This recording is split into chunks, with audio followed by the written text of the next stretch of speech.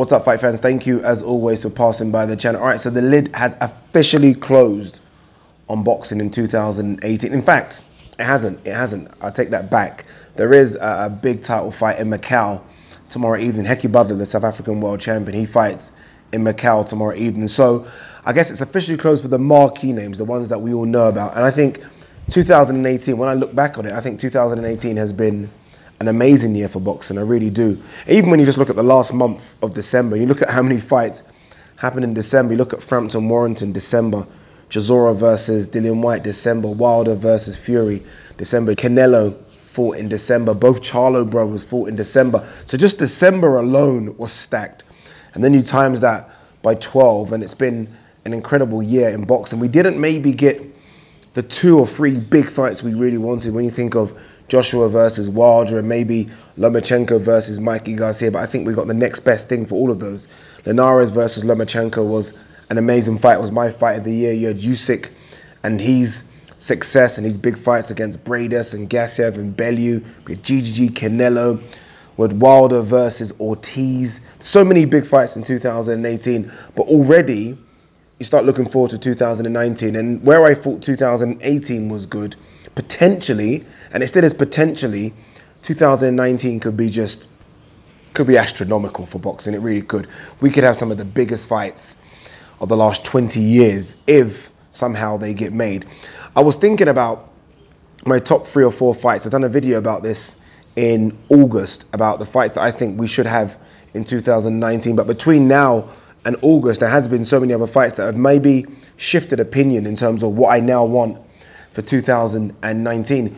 One of the fights that I really wanted was Lomachenko versus Mikey Garcia. Like, badly wanted that fight, 135 pounds. It still might be my #1 fight. If I could pick any fight, if I was the biggest promoter in the world and had billions and could make one fight, that still might be it.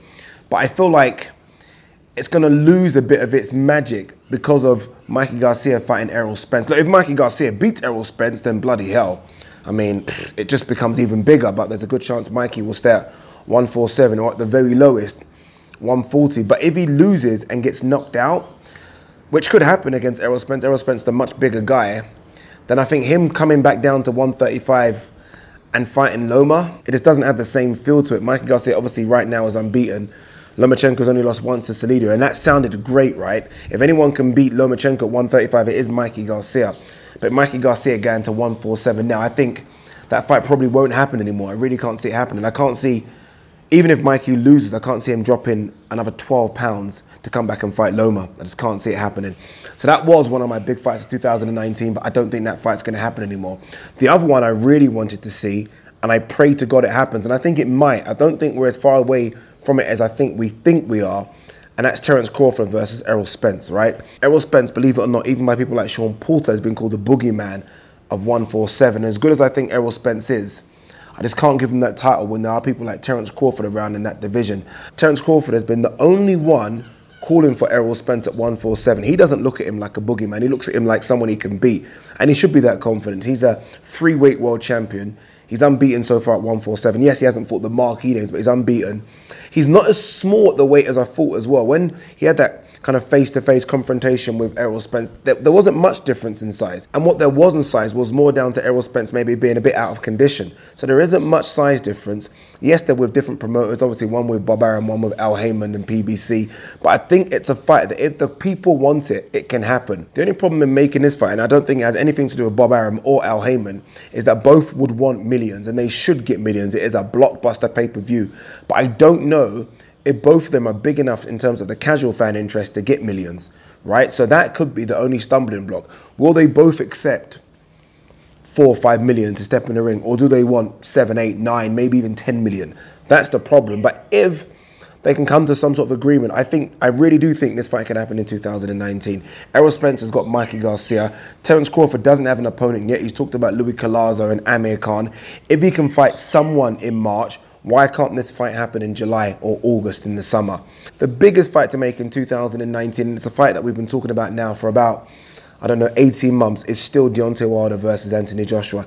It's the biggest fight financially that can be made. It's the biggest fight worldwide that can be made. It's a huge blockbuster. Tyson Fury has come along, and with that draw over Deontay Wilder has somewhat, I don't know, he's taken a bit of shine off it a little bit, because before I think it was a case of Anthony Joshua fights Deontay Wilder, the winner is clearly the #1 heavyweight in the world.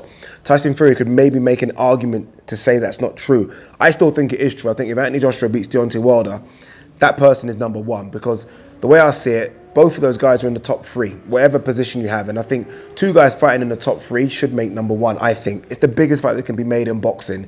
It's a unification. It means someone will be crowned the undisputed heavyweight champion. Someone will walk out of that fight with 5 belts. Has to happen. For me, all the pressure is on AJ to make this happen. AJ has clearly said, look, I'm the A side. AJ is the man with all the belts -1. AJ is one of the biggest names, if not the biggest name in boxing alongside Canelo. If what Eddie Hearn says is true in terms of he works for AJ, then Eddie Hearn needs to do his job.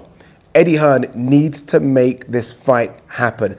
If this fight doesn't happen in 2019, it's down to one person and one person only, and that's Eddie Hearn. Deontay Wilder is not scared of AJ. AJ is not scared of Deontay Wilder. There is millions, if not hundreds and hundreds of millions on the table here. This fight needs to happen. This fight at Wembley Stadium, 90,000 people, pyrotechnics going off over the place, pay-per-view, showtime, with a solid undercard, could be one of the biggest fights of the last 19 years. So I'm talking about the biggest fight of the last 21st century. Both of these guys right now are in their prime. Both knockout artists, both world champions. Does the draw against Fury maybe take away the shine from Wilder? Possibly, because a lot of people thought he lost, but nonetheless, the record book said he didn't lose, so both of them are unbeaten, and that surely has to happen in 2019. It's the biggest fight. There are some other ones I want. I want Gervonta Davis versus Tevin Farmer. I wouldn't mind GGG versus Callum Smith, Canelo versus Jacobs, but the #1, by far, is Deontay Wilder versus Anthony Joshua. Fingers crossed. That's not a finger, that's a hand. Hands crossed, it can happen.